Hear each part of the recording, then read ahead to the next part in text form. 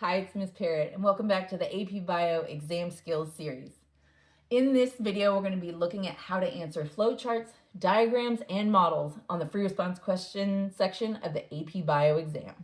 What's amazing is every single FRQ number 5 is going to ask you to analyze a model or a visual representation. Most students take a look at these and they start top to bottom and just start writing, and that's the mistake. In this video, I'm going to teach you exactly how to use a 4-part predictable step-by-step method to earn the most points on FRQ number 5.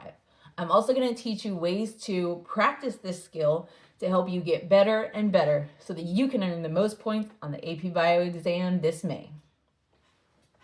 Examples of models or visual representations include things like cladograms or phylogenetic trees, food webs, the carbon cycle, feedback loops, anything where it gives you like a big webby type diagram and you have to figure out what's going on.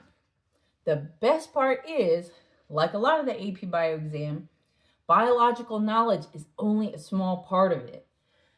What this question is really asking is, can you extract information from a biological model, understand the relationships it's trying to show, and analyze cause and effect? This is the 4-part predictable structure that you can expect to see on every FRQ number 5. Part A will ask you to describe. B will ask you to explain relationships between parts of the model. C will ask you to identify a specific point in the model. And D will then ask you to connect it to the big AP biology idea. The best part is, only one of these requires that you actually understand deep biological knowledge. The rest you can answer using the model alone. This format is consistent across all units. Knowing that helps reduce our cognitive load and our anxiety so we can predict what we can see. And if we can predict it, we can practice it. That's going to help us increase confidence and increase points. Let's look at parts A and B in depth. So part A is always going to ask you to describe what you see. So it's a simple, this is what's happening in this diagram. It does not want to know why. And remember, this is a 4-point FRQ. So each of these parts is only worth 1 point. So don't waste time overwriting. If you want to check out my video on how not to write on overwrite on FRQs, check it out above. So part A is simply describe what you see. Part B then is going to be asking you to explain either by comparing or explain a relationship that you see using evidence from the model. And a lot of times these models aren't going to have like species names or specific enzyme names. Sometimes they will, but a lot of times it'll just be like A, B, C, and D. If you're given this, it may ask you to describe what we see here and then explain which two are the most closely related. So we could describe by saying this is a phylogenetic tree showing the relationship between species A, B, C, and D. Then we could say C and D are most closely related because they branch out from the most recent common ancestor. You would need to say and, right? Don't overwrite. But another thing you could say is C and D share the most derived traits. Simple. And then you move on. It is really important, though, that you label parts A. What is your answer to part A and what is your answer to part B? Because if you explain in the describe section, but then don't label anything B, the reader will just look at it as if you've only answered part A, and it will ignore the explain, and you won't earn a point for that. So label, label, label. Now, part C and D. In part C, they're going to ask you to identify something specific. So this is going to be like an exact point, an arrow, a label, something like that. So again, in our thing here, it might ask us to identify the trait that both species B and D share. So we would have to look at that and understand that any trait that B and D share would have to be farther down on the cladogram. So B and D are here. So then 4 legs, because B doesn't have fur, but it does have 4 legs, and so does D. So that's one phrase, one sentence to answer this.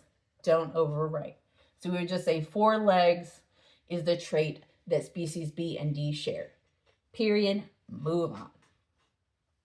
Part D, this is when it's going to ask you to connect what you see to like a broader biology. So it might ask you, right, in this case, this would be an evolution question, something about energy and matter transfer, homeostasis, or structure and function. So this is where you're going to have to develop, like, give a little more.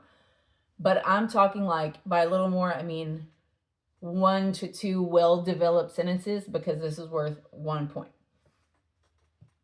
So our goal here is to be precise and connected to the big picture. So how do I practice this skill? On the College Board website, in the AP Bio section, they have released FRQs going back years and years and years. And guess what? Every number 5 is going to have a model or a visual representation in it.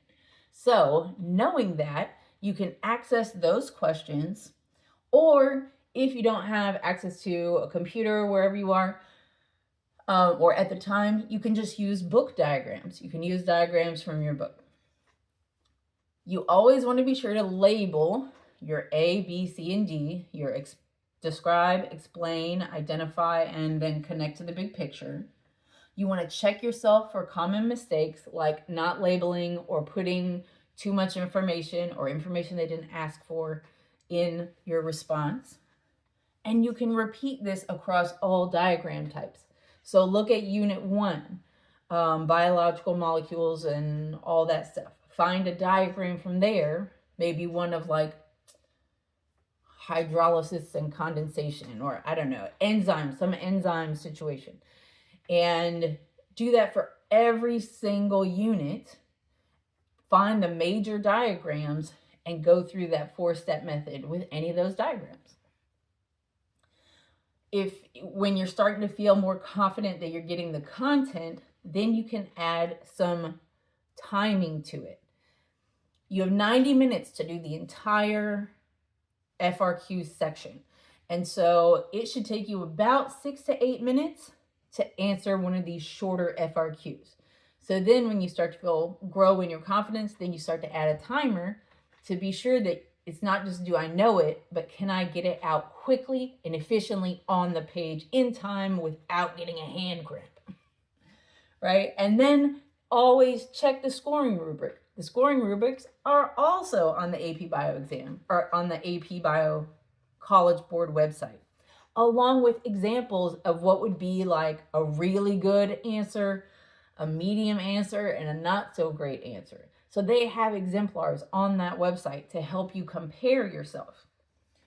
Remember, AP style practice, that's what's going to build fluency, not just knowing how to read phylogenetic trees. That's a different set of content and skills. But being able to answer a full FRQ in 6 to 8 minutes and earn all 4 points, that's a different skill set. So you have to practice this as well. And that's what's going to get you the points on the AP Bio exam. So just remember, you can do this with any diagram. It's the same set of skills. Just because you know something doesn't mean you can do it quickly and efficiently on the AP Bio exam. You've got to practice. The more you practice, the more you'll build confidence. The more confidence you have going in, the less anxiety, the more points you're going to score, and get yourself that 4 or 5 that you're aiming for on the AP Bio exam. Just like exercise, the more reps, the more points. If you found this video helpful, please do give it a like. Subscribe to my channel to be sure you get all the rest of the videos in the AP Bio Exam Skills series, along with the Equations Explained series, Words That Matter series, and all my other videos coming out. If you have a question or a comment or an emoji, please leave it below. And if you're a teacher, check out my resources at Teachers Pay Teachers at Know and Grow with Gnomes. Keep learning, keep growing, and we'll see you next time.